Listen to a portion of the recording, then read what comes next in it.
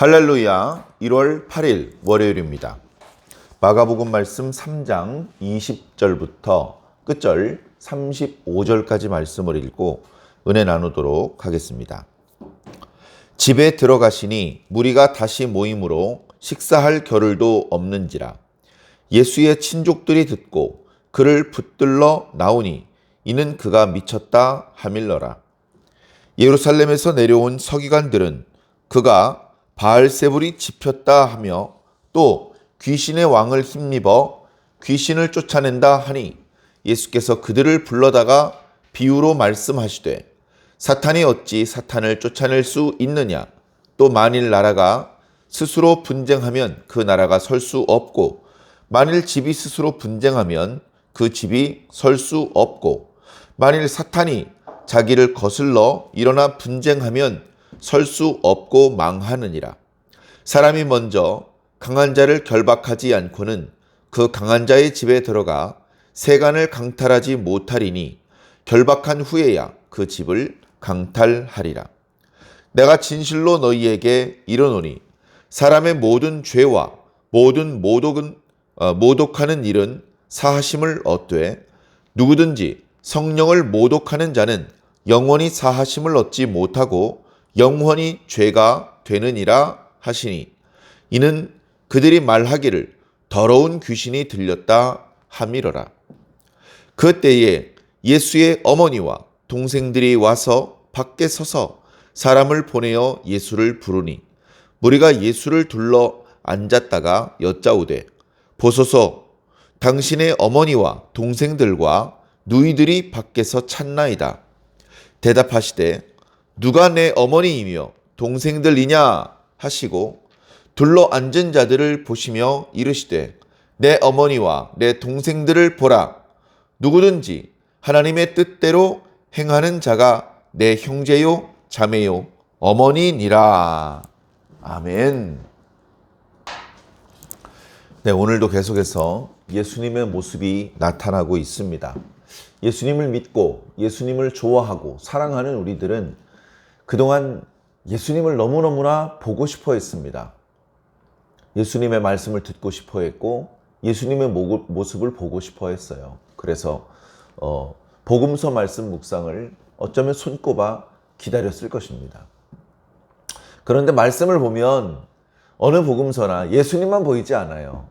가깝게 제자들도 보이고 그리고 예수님을 의심하는 사람, 예수님의 말씀을 듣고 능력을 경험했는데도 따르지 않는 사람, 심지어 대적하는 사람들을 보게 됩니다. 그런 모습들을 보면서 우리는 답답해하죠. 아이고, 예수님께 그렇게 큰 은혜를 입었는데 왜 예수님을 따르지 않을까? 왜 예수님을 믿지 못할까? 왜 예수님을 의심할까? 왜 예수님을 미워할까? 심지어 왜 예수님을 죽이려고 할까?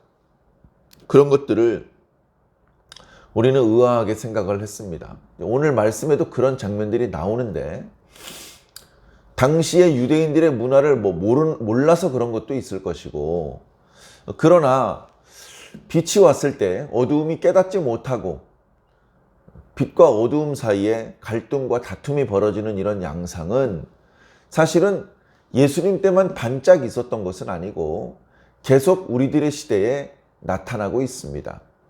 물론 예수님은 강한 빛이었습니다. 강한 빛은 강한 그림자를 드러냅니다. 빛이 희미해지면 그림자도 조금 희미해지고 빛과 어두움 사이의 갈등도 조금 둔해지는 면도 있는데 그러나 여전히 그 싸움은 끝나지 않고 계속되고 있습니다. 그래서 과거 예수님 때 있었던 여러 일화들을 우리가 보면서 우리들 시대에 똑같은 상황이 발생되는 것은 아니지만 빛과 어두움 사이에 이 갈등이 우리 시대에도 계속되고 있으니 우리 시대의 갈등을 우리가 어떻게 이해하고 그것들의 문제를 어떻게 풀어나가면 좋을지 예수님 시대에 있었던 일들을 통해서 배울 수 있을 것 같습니다. 겸손한 마음으로 말씀을 보시면 우리가 필요한 말씀, 우리가 요구하거나 기대하지 않았는데도 깨닫게 되는 말씀들이 있습니다. 그 말씀들 안에서 오늘도 힘을 얻으시고 이기는 하루가 되시기를 주님 이름으로 간절히 축원합니다. 오늘 말씀에 보면 주님께서 집에 들어가셨다라고 말씀하고 있습니다. 이 집은 당신이 어렸을 때 태어나고 자랐던 그 집을 말하는 건 물론 아니겠죠. 예수님께서 말씀을 전하시는데 지난 시간에 묵상했던 말씀 중에는 해변가에서 작은 배에 올라서 말씀을 전하신 적도 있었고, 더러는 들판에서, 더러는 산 위에서 말씀하신 적도 있었습니다. 그러나 집에 들어가셔서 말씀을 전하실 때도 많이 있었죠. 초기에는 어쩌면 집에서 말씀을 전하는 날이 많았을 것 같습니다. 아직은 따르는 무리가 많지 않았기 때문에. 그러나 이제 예수님께서 많은 병자들을 고쳐주시고 귀신을 쫓아내주시는 그 과정에서 예수님의 소문이 상당히 멀리까지 퍼졌습니다. 그리고 그 예수님의 능력 덕분에 다시 병을 고침받고 다시 일상으로 회복되기를 바라는 무수히 많은 사람들이 예수님을 찾아왔습니다. 아마 그 중에는 나병 환자나 중풍병자나 중한 병에 걸린 사람뿐 아니고 조금은 사소한 병에 걸린 사람도 찾아왔을 것입니다. 과거에는 의술이, 과학이 잘 발달되지 않았기 때문에 병을 고치는 의원들이 말이 의원이지 제대로 된 의술을 펼치는 것이 아니라 말 그대로 미신적인 방법으로 오히려 병을 키우는, 그리고 가난한 사람들에게 돈이나 뺏어가는 그런 역할을 했기 때문에 의원들이 존경을 받거나 의원을 통해서 병이 제대로 치료되는 사례가 별로 없었습니다. 그런데 예수님은 큰 병이든 작은 병이든 즉각적으로 깨끗하게 치료를 받을 수 있기 때문에 동서남북에서 가난한 자든 부자든 예수님을 찾아왔던 것이죠. 예수님께서 집에 들어가셨다라고 말씀하시는 것을 보면서 저는 어쩌면 예수님께서 말씀을 전하기 위해서 들어가신 것은 아닌 것 같습니다. 예수님을 믿고 예수님을 좋게 생각하고 그래서 예수님을 영접해서 예수님과 또 그의 제자들까지 거의 10여 명을 자기 집으로 들였다는 것은 그들에게 식사를 제공하고 쉴 그 공간을 제공하고 그렇게 다시 기력을 회복하고 나가시기 위해서 어쩌면 잠시 들린 것인지도 모르는데 사람들은 그런 정황을 아는지 모르는지 우선 자기 병의 치료를 받아야 되기 때문에 예수님께 와서 다짜고짜 자기 병을 고쳐달라고 얘기를 하는 겁니다. 다짜고짜. 주님께서는 그들을 불쌍히 여기셨습니다. 본래 휴식을 취하러 들어가셨는지 모르겠습니다만 예수님께서는 휴식을 취해야 되겠으니 기다려라 이렇게 말씀하지 않으시고 찾아오는 대로 한 명 한 명 그들의 병을 고쳐주셨습니다. 사람들이 점점 많아집니다. 자, 그러다 보니까 예수님과 그의 제자들은 식사할 틈도 없습니다. 예수님을 초대했던 집에서 밥을 안 주는 게 아닙니다. 음식을 대접하려고 어쩌면 준비하고 있었을 텐데, 그런데 예수님께서 병자들을 돌보시는 일이 너무 바빠서 예수님의 마음이 너무 착하셔요. 병자들을 보시면 일단 불쌍히 여기는 마음이 있습니다. 그 다음에 지금 자신을 찾아온 병자들을 다 고쳐주지 않으면 그들은 병이 치료되지 못한 채 또 집에 돌아가야 돼요. 그리고 이 다음에 예수님께서 또 어디 나타나셨던 소문이 나면 그러면 그때 또 와야 됩니다. 그 병자들이 멀리서 왔다 갔다 하는 것이 불쌍하니까 자신을 찾아왔을 때 그냥 박대하여 돌려보내지 않고 끝까지 마지막까지 다 고쳐주시려고 예수님께서는 쉬지 않고 빨리빨리 그들의 병을 고쳐주려고 하셨을 것입니다. 자, 그렇게 병자들을 고쳐주고 있는데 자, 이 모습은 얼마나 선한 일입니까? 예? 병자들을 고쳐주고 귀신을 쫓아내는 일이 얼마나 아름다운 일입니까? 얼마나 이스라엘과 유대인들을 위해서 유익을 주는 일입니까? 그 과정에서 거짓 선지자나 거짓 의원들처럼 백성들에게 돈을 뜯어가는 것도 아니고 얼마나 희생하며 사람들에게 유익을 주고 있습니까? 흑암의 권세에 짓눌려 있는 사람들을 해방시켜서 자유를 맛보게 해주고 있습니까? 이런 일을 하면 돈을 주고 먹을 것을 주고 칭찬해 주고 이런 분을 보내주신 하나님께 감사와 영광을 돌려드려야죠. 그런데 그들은 이것을 못하게 하려고 대적하는 무리들이 있습니다. 오늘 말씀에 보니까 예수님께서 하시는 일을 탐탁지 않게 생각하고 예수님께서 하시는 일을 금지시키려는 사람들 중에는 가족들도 있습니다. 참 안타까운 사실이죠. 그 말씀을 자세히 살펴보면 좋을 것 같습니다. 자, 오늘 말씀 앞부분에는 예수의 친족들이 듣고 들었다는 얘기는 무엇입니까? 직접 목격하고 정확한 정황을 알아보고 이런 판단을 내린 것이 아니고 그냥 소문으로 들은 겁니다. 좋지 않은 소문이 떠돌아다니겠죠. 아무리 좋은 것을 들고 나와도 좋지 않은 소문이 떠돕니다. 예를 들면 펩시에서 좋은 콜라를 만들었다고 하면 그 좋은 콜라가 나왔다고 소문이 날 것 같죠? 아닙니다. 대번에 어디서 펩시콜라가 이번에 나온 신제품에는 이런 문제점들이 있다. 이런 안 좋은 광고가 먼저 나옵니다. 누가 좋은 일을 하면 그 사람이 좋은 일을 하는 이유는 사실은 이런 것일 것이다. 그런 안 좋은 소문이 훨씬 더 빨리 많이 만들어지는 법입니다. 예전에도 그랬고 오늘날에도 그랬습니다.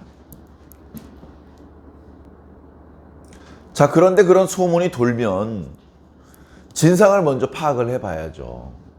먼저 현장에 가보고 만나서 얘기도 들어보고 어떤 상황이냐, 소문이 안 좋게 돌던데 무슨 문제는 없느냐, 우리가 도와줄 건 없느냐, 이렇게 나와야 되는데 가족들 입장에서 야, 니네 형이 귀신 들려가지고 요즘 사람들 현혹시키고 다닌대, 이런 말을 들으니까 알아보지도 않고 화가 나고 자세히 알아보지도 않은 채 야, 이거 우리 집안 망신인데 이거 어떻게 하면 좋냐, 남자들 몇 명이 가가지고 좀 끌어내자, 붙잡아 오자, 집에다 가둬놓고 못 다니게 하자, 이제 이런 생각을 하고 있었던 것입니다. 예수님께서 갈릴리 지방에서 활동을 하시다 보니까 그 소문이 유대 지방, 예루살렘에 있는 지방까지 퍼졌고 예루살렘에 있던 서기관들 여러 명이 갈릴리까지 내려와 가지고 얘기를 합니다. 여러분, 속지 마십시오. 저 사람이 저렇게 귀신을 쫓아내고 병자를 고치는 것은 하나님의 능력으로 한 것이 아닙니다. 저 사람은 마귀왕 바알세불에게 이렇게 홀린 사람입니다. 저 사람이 귀신을 쫓아내는 것은 귀신의 힘으로 귀신을 쫓아내는 것입니다. 그렇게 우리가 판단한 이유는 그는 계명을 지키지 않기 때문에 그렇습니다. 정확히 말하면 장로들의 유전을 지키지 않은 것이죠. 율법을 어긴 것이 아니고 율법의 정신도 모른 채 율법의 조항에 매여가지고 또는 자신들이 스스로 만든 장로들의 유전에 스스로 매여서 그것을 지켜야만 율법을 지킨 것이라고 착각하는 사람들의 말이죠. 저 사람은 율법을 지키지 않는 자이기 때문에 하나님께로부터 온 자는 아닙니다. 그렇다면 귀신의 힘으로 저런 일을 행하는 거라고 밖에 볼 수 없습니다. 그러니 여러분, 저 사람에게 고침을 받으려고 모이지 마십시오. 그렇게 이제 이야기를 하고 다니는 겁니다. 예수님께서 그 이야기를 들으셨죠. 멀찍이서 자기를 험담하는 사람을 부르셨습니다. 그 사람들은 예수님에게 호출을 당할 줄 몰랐겠죠. 예수님께서 호출을 당했는데 그러다 보니까 좀 불편했죠. 예수님을 직접 만나서 그렇게 하지 말아라, 이렇게 말하려고 온 것은 아닌데, 그러나 사람들이 보고 있는데 예수님을 두려워하거나 예수님의 호출을 무시하고 도망가거나 이런 모습을 보일 수 없었기 때문에 쭈뼛쭈뼛 예수님 쪽으로 다가갔을 것입니다. 예수님께서는 여러 말 하지 않고 귀신이 귀신을 내쫓는다면 그것은 귀신의 나라가 스스로 서지 못하고 무너지는 일이다. 그렇게 말씀하셨어요. 너무나 당연한 이야기죠. 너무나 당연한 이야기입니다. 내분이 일어나면 그 조직은 강력해질 수 없습니다. 마귀가 바보가 아니기 때문에 마귀끼리 싸우지 않아요. 마귀끼리 서로 돕습니다. 그래서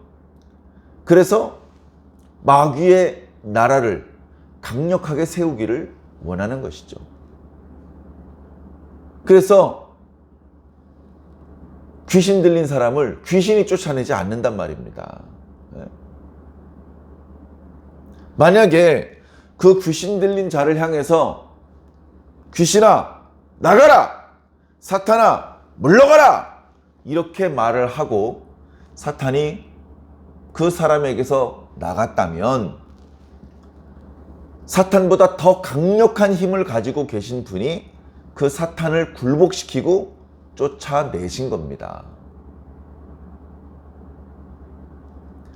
그것도 깨닫지 못하고 잘 알지도 분별하지도 못하는 사람들이 이 사람은 참 선지자가 아니고 하나님께로부터 온 자가 아니라고 함부로 단정 지은 것이죠.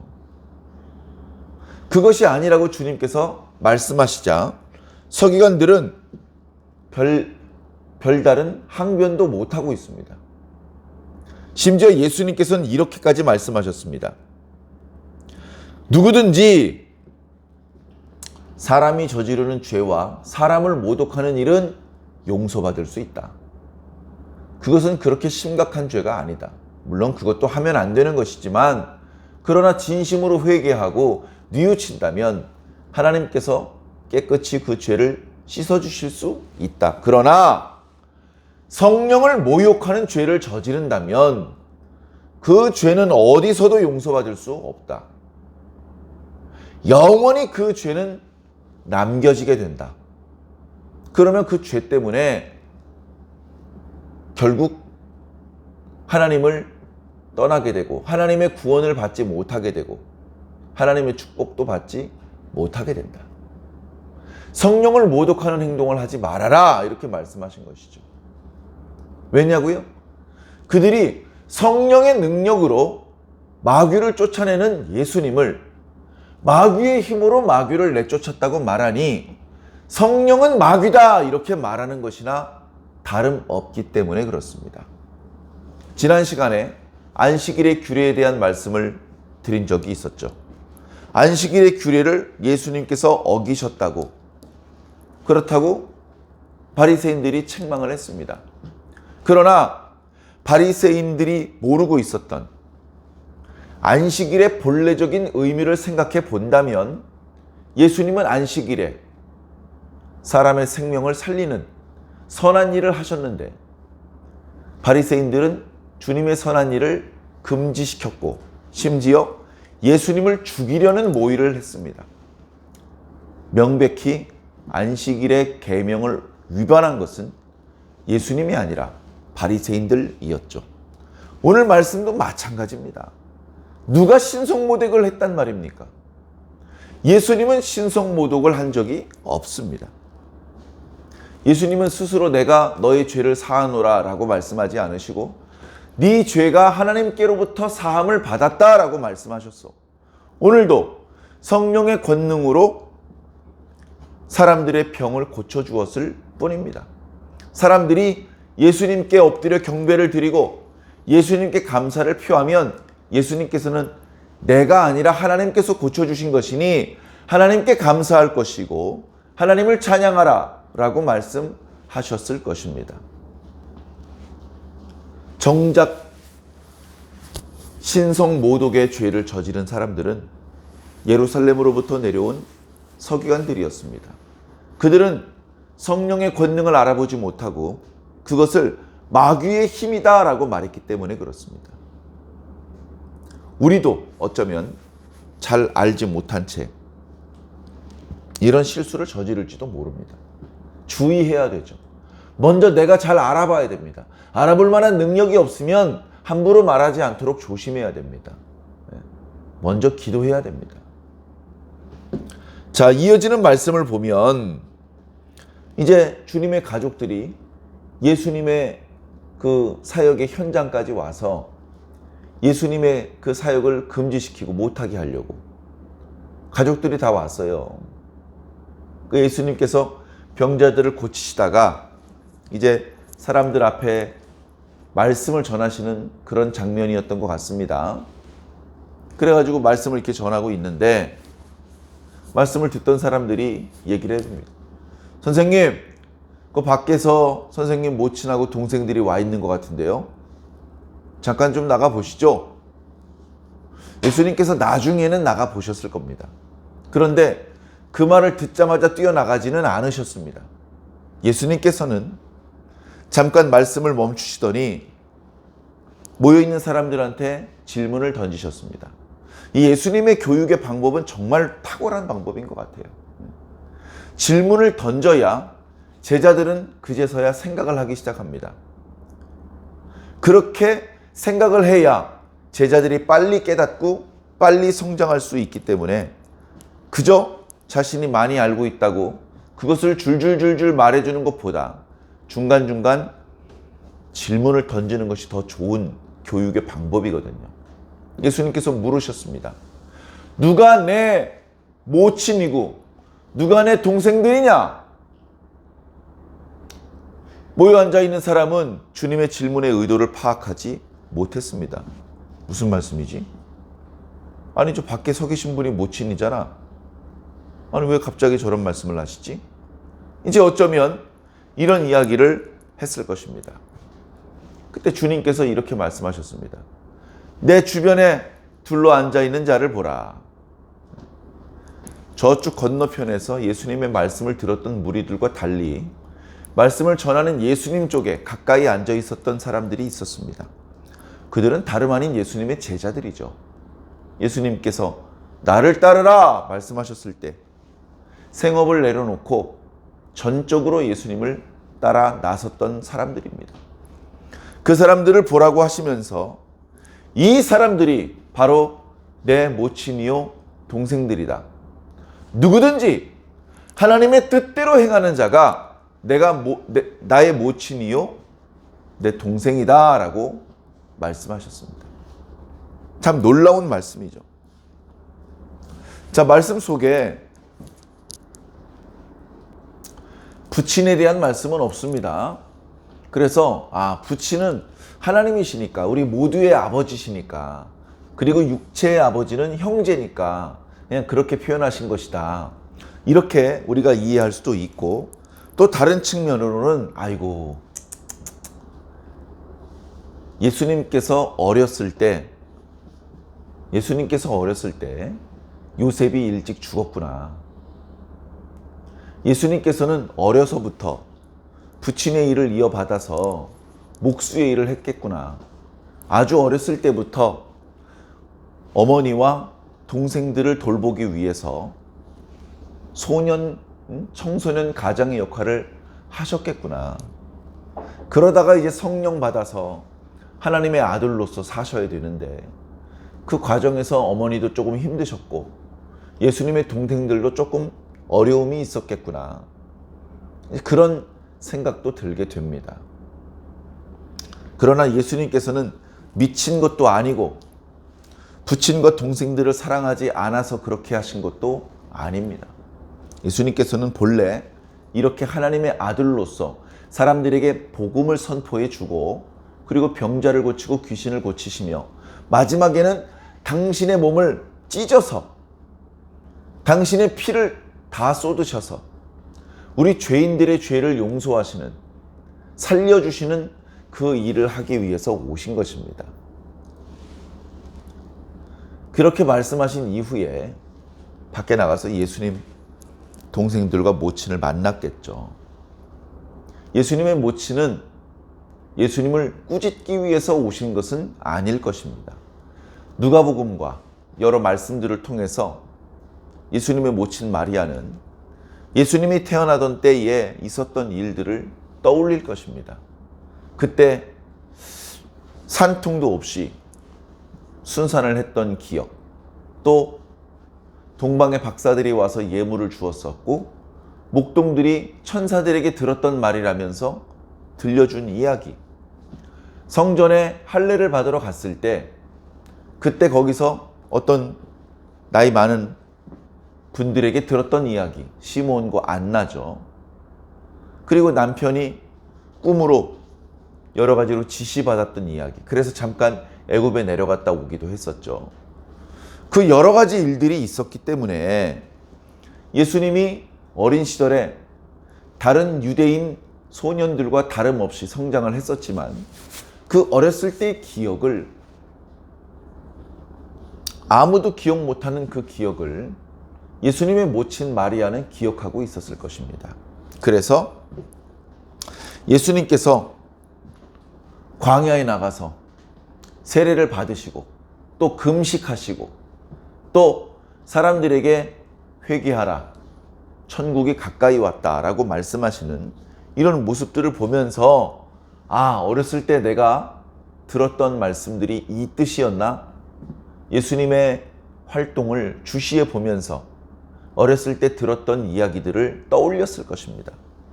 그러나 이제 예수님의 동생들이나 주변 친척들은 그걸 모르죠. 그저 미쳤다. 여러 바리새인들이나 서기관들이 예수님께 대해서 악담을 하던데 이 집안 망신이다. 이렇게만 생각을 했을 것입니다. 천주교에서는 여기 예수님의 동생들, 누이들은 마리아가 낳은 사람들이 아니라 마리아 주변의 친척들이다. 예수님의 사촌들이다. 그렇게 이제 설명을 합니다. 왜냐하면 성모 마리아는 예수님을 낳게 한 이후에 계속해서 동정녀의 상태였다. 그리고 나중에 마리아가 승천했다. 이렇게 생각하고 있기 때문에 여기 이 동생들과 누이들, 사촌들은 예수님의 친동생은 아닐 것이다 라고 그렇게 이제 가르치고 있습니다. 그런데 헬라어의 그 단어의 용례를 보면 아델포스라는 단어는 이것은 사촌을 가리킬 때 쓰는 단어가 아니고 자기 친형제를 표현할 때 쓰는 단어입니다. 그렇기 때문에 우리는 불필요하게 예수님의 모친을 신격화할 필요는 없습니다. 우리에게는 오직 예수 그리스도가 있을 뿐입니다. 오늘 말씀을 통해서 우리는 하나님을 믿을 때 덮어놓고 믿으면 안 되는구나. 잘 알아보고 믿어야 되는구나. 예수님을 믿을 때 그냥 믿는다고 하지 말고 먼저 예수님께서 하셨던 말씀을 좀 들어봐야 되는구나. 그 의미를 파악해야 되는구나. 잘 알아보고 믿든지 배척을 하든지 해야 되는구나. 잘 알아보지도 못하고 참된 하나님의 아들을 배척하면 어리석은 일이 되는구나. 그런 것들을 우리가 느껴야 됩니다. 예루살렘으로부터 온 서기관들은 나이도 많았고 나름대로 공부했고 나름대로 사람들에게 존경을 받았던 사람일 텐데 그런 사람들이 잘 알아보지도 않고 험담부터 일삼고 있습니다. 예수님을 위해서라면 오히려 예수님을 감싸주고 도와줘야 될 가족들일 텐데 그들은 그저 소문만 듣고 예수님을 미워하고 예수님의 행동을 금지시키려고 했습니다. 얼마나 미련하고 어리석은 모습들입니까? 예수님은 결국 그들의 방해에 흔들리거나 사역이 중단되지 않고 개의치 않고 계속해서 당신이 하셔야 될 일을 하셨습니다만 오늘 우리들에게 그런 어리석은 모습이 나타나서는 안 될 것입니다. 사랑하는 성도 여러분, 우리들의 현재의 모습 속에 이런 어리석은 모습들이 없는지 잘 살펴보시고 우리는 오직 사람들의 말과 소문에 휘둘리는 것이 아니라 직접 알아보고 직접 들어보고 직접 경험해보고 느껴보고 그리고서 믿든지 배척을 하든지 판단을 하시기 바랍니다. 그리고 그 자신의 행동, 믿는 행동 또는 배척하는 행동에 대해서는 본인이 책임을 져야 됩니다. 내가 믿고 내가 구원받는 것입니다. 내가 배척하고 내가 지옥에 가는 것입니다. 잘못된 거짓 선지자들에 대해서는 반대겠죠. 내가 믿고 내가 지옥에 가는 것이고 내가 배쳐가고 내가 살 길을 찾아가는 것입니다. 깨어서 무엇이 하나님의 선한 뜻인지, 무엇이 성경이 말씀하시는 진짜 의미인지 날마다 올바르게 분별하시고 계속해서 말씀의 인도를 받아 하나님께서 열어놓으신 구원의 길을 잘 걸어가시기를 예수님 이름으로 간절히 축원합니다. 아멘.